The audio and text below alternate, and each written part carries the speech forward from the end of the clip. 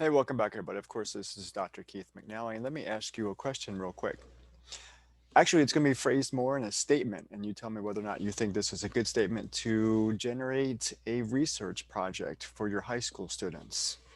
So, upon graduating from high school, all students are required to spend 2 years in the military to gain money for college, grow their social network, and better prepare themselves for adulthood. Yes, that was it. So that's exactly my probing question. And that sounds more like a thesis statement for a master's level research project, not a probing question for high school students. It's boring and it doesn't demonstrate any interest in a topic whatsoever. And one, it's very narrow in focus. It says that high school students should only go into the military.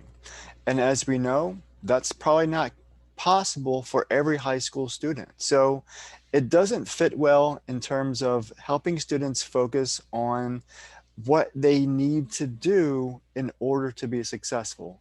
And as I've been saying all along, PBL activities should be real in terms of focus because we want them to be authentic. We want it to have a real impact on the students, and we also want students to have a real impact on the topic area. So because this is very personal for each high school student, we want this PBL activity to be very where we want them to be very successful at it.